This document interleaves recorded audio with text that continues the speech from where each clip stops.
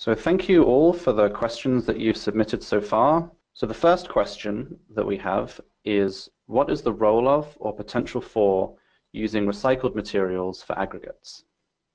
Recycled materials, there is research being done into that. It's used a bit more commonly in Europe, just where you have, fewer operating quarries and pits. Part of the problem is the departments of transportation, the materials can't always meet those specifications that they have for long-lasting roads. The other issue is also just movement and storage of these materials when you take down a building or tear up part of a road. So it's really an issue of quality and logistics that kind of is a hurdle to using these. Although I think in the future the use of them will expand. Our next question is for Brian. Can you speak further on the value of geotechnical engineering in terms of dollars spent versus dollars saved in preventing damages and expensive maintenance? Is there any quantitative information available on this? So I'll speak qualitatively on it in that a more thorough and targeted site characterization program and geotechnical study, that is the best way to save a project from experiencing costly delays and claims during construction. I'm not aware of any comprehensive quantitative studies that compare dollars spent versus dollars saved. And if you think about it, it's a little bit difficult to probably get a handle on that, in that once if you do the thorough site investigation, it's hard to compare to what would have happened or what may have happened if an investigation was not done adequately or correctly. But I can tell you that construction claims and delays, a large portion of those are due to subsurface conditions that are not understood well. And the best way to tackle that is to make sure that your site characterization program is done effectively. Next question is for Emily. Does the database for aggregates that you mentioned include sources for larger rock products as well, such as armor stone sizes for breakwaters? The sources is mainly crushed stone and sand and gravel, and so some of that may be included in there. And a lot of times the breakwater is the trap rock that I was talking about, because it doesn't erode, and so it's typically material that's crushed. So some of the material would probably be in that what's collected at USGS, but some of it wouldn't. I'd probably refer the person that has this question to the USGS, and you can look at the person that writes those reports would be on the USGS website. Our next question is, what are the major influences of weather on roads? Is freeze-thaw the main issue? Are there other important ways in which weather can affect road quality? And perhaps speaking to any ways to resist any negative influences of the weather on roads. Yeah, one of the main things is typically moisture and moisture getting into the road. And there are different ways there are additives that you can use. Sometimes additives help with one problem and then create another problem. And it's all really the chemistry of both the aggregate that's used and the material, whether it's asphalt and cement, and the chemical reactions that happen with the particular environment the road's in. So freeze-thaw is certainly important, because freeze-thaw, when you have freeze-thaw issues, you have cracks and then moisture gets in. So it creates a way for moisture to get in. But obviously, heat and extreme changes in temperature are also important. So they're all important. There's not really a most important issue. other than, you know, probably moisture is most important, but it really depends on the environment the road's in, the chemistry and chemical makeup of the materials that are in that road. The next question is for Brian. Can you elaborate on the types of hazards that can be reduced by thorough site characterization? I know you've mentioned some of them in your talk, but if you could expand a little on some of the specifics. Sure. There are a wide variety of hazards, some large and some small. You know, thinking about geologic hazards, site characterizations that we do may be for landslide and rockfall hazard mitigation and slope stabilization. You saw with the photo of the Corvette Museum, there's a variety of karst hazards, some catastrophic failures with sinkhole formation, and some not so catastrophic, just slow settlement over time. Those are the very obvious ones. You know, earthquakes. Think about all the natural hazards that there are, but there are lots of very small ones as well that are targeted with a geotechnical investigation. And they could be things like just making sure that your foundation elements are going to have adequate bearing, so they won't settle over time. And that's, of course, going to depend on the usage. Some structures have lower tolerances for settlement than others. And it may be, you know, things like the lateral capacity of those foundation elements, and think about underground spaces.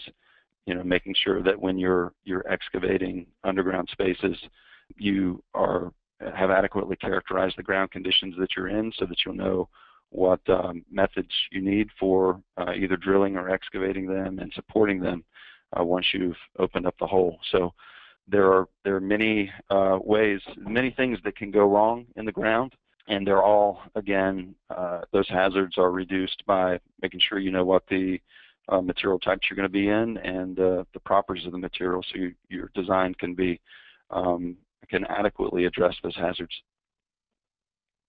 Next question looks like it's for Austin. What are some of the challenges, scientific and logistical or planning-wise, of moving from what is a 1 in 100-year flood event to the same event being something like a 1 in 3 event? Well, there's a whole host of challenges because inherent in that statistic, going from 1 in 100 to 1 in 3, means that the regular, you know, a normal high tide event is going to be encroaching as well. So infrastructure that is currently dry in all but the most extreme events will more and more become wet just in a high tide or in an extreme high tide. I think the second is just that, you know, coastal lands are already in very high demand for all sorts of different uses, from infrastructure to public use, to ecosystem services, to, you know, just areas where people want to build their homes. And so this moving from the 1 in 100-year flood event to the 1 in 3-year flood event means that what we have been thinking of as coastal land will be disappearing, and what is now inland land will become coastal land. So, you know, I think there's quite a few challenges there, from trying to figure out what needs to stay and how to make it stay in a way that it can continue to get wet, to moving things that have historically been in these locations since they were built, and since, you know, cities grew around them. Slightly different in topic, but definitely related to a lot of the things that we've been talking about in terms of resilience of infrastructure. Do any of you have any comments that you could give on what could be done to have prevented the kind of accidents that resulted from the tsunami hitting the Japanese nuclear power plant in Fukushima, and or any other changes or approaches that could be made to reduce such risks in the future? Well, I believe, I'm not very familiar with that case study, but I believe that some of either the generators or the pumps or both were located in very low areas, and I think one thing that could have helped would have been to locate those in at much higher elevations, either on rooftops or just in higher elevations in the area. And that's actually something that is often recommended for our infrastructure today, just in terms of these natural hazard events, is to move the generators, move the power plants up high so that when that flood comes, at least you're not losing all of your power at the same time. That's a small example. I'm sure there's others, but it's not my area. Our next question is, apart from resistivity techniques, what other geophysical techniques are valuable for planning resilient cities or any infrastructure? Well, resistivity is definitely a common one. There are others as well. MASW, which is a way to use surface waves to image ground features, is another common technique. Gravity, seismic refraction, which is great for seeing rock features. There are techniques. I think SP is one. This is one that can detect moving water or flowing water, which is great for seepage analysis, or at least identifying places in the ground where seepage is a problem. Those are a few other ones in addition to resistivity.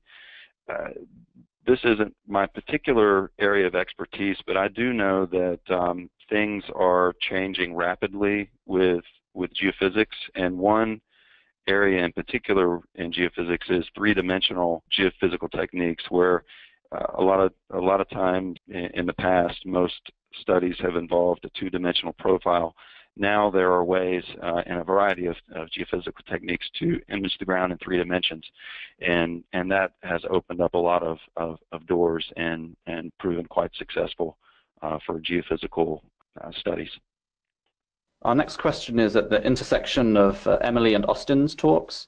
Are there many good aggregate resources near the coasts in case we do need to rebuild infrastructure there? I'll start if that's okay. There are in some areas and not in others. One thing that is, when I talk about transportation of aggregates, I was talking mainly about road, where the costs go up. Certainly, if you transport by water, it's much more efficient and much less expensive. So a lot of materials are shipped. So if you have some, say, near the coast in Canada, and you ship them to North Carolina, which is something that happens, then you don't have as much of an issue with the cost. So actually shipping to a coast, from one coastal area to another, is a lot easier. But as I'm sure you'll be told, you do have to have the infrastructure in place for such as a port, to allow the material to be offloaded and used. Globally speaking, there are some areas where you might be able to use some of the dredge spoil from dredging the channels. Some of those dredge spoils might be appropriate for elevating some of that infrastructure, but in many areas they're not appropriate for that. And I think it just depends on the location. Some areas have the types of sand that are needed, and some areas don't have the types of sand that are needed. So, do the requirements for site characterization vary from state to state? There are some, I'll say local, not necessarily on the state level, but there are local requirements for site characterization. Some states, departments of transportation, have very specific requirements for site characterization, including the number of borings for particular structures involved in an infrastructure development. For example, so many feet along retaining walls, so many borings for bridge structures at the abutments or interior vents, things like that. Stormwater features, any any number of the different infrastructure elements involved in a project. There is a big difference. Some departments of transportation are, I'll say, more sophisticated or at least more thorough in their approach, and some leave it more up to the individual consultant or geotechnical project manager for a particular project. And you know, I will say that there does need to be some flexibility in the testing program that is done for a particular project, because each project is unique and each site is unique. And if you remember back to my presentation where the site characterization cycle, it involves, you know, looking at the information you have and deciding what information you need and coming up with a model, and then going around again if you need to refine it. And that's the type of flexibility that, if done correctly, can really yield great results for site characterization. We'll do one more question today.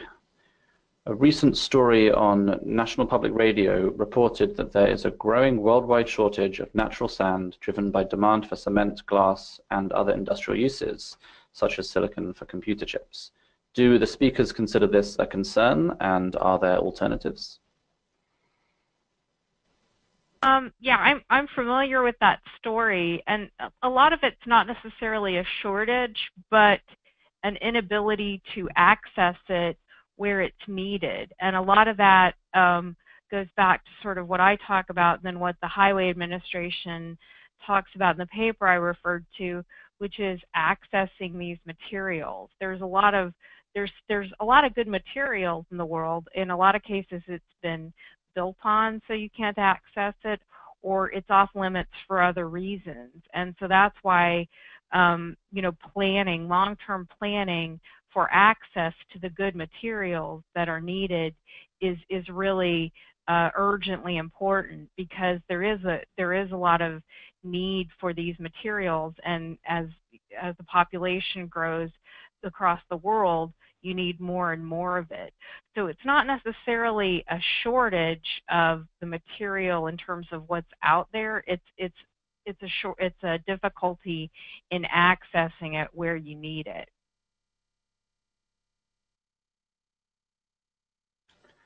Okay. Well, thank you very much, Emily. That's about all we have time for today. Before we go, if you'd like to find out more about the importance of geosciences in your state, including the role of geosciences in the economy in your state, we have state fact sheets available at americangeosciences.org/policy/factsheets/states. We currently have fact sheets for 43 states, and we'll have the other 7 available on the website in the next couple of days. Thank you everyone for your excellent questions, and thank you to our excellent speakers. If you have any questions that were not addressed today, you can email them to us at cipinfo@americangeosciences.org, and we'll make sure to send your questions along to the speakers. We'll be posting today's recorded webinar on our Policy and Critical Issues webinar page soon. You can visit the website to view this webinar, as well as past webinars on a wide variety of geoscience topics. Thank you very much, Emily, Brian, and Austin, for sharing your time, expertise, and insight.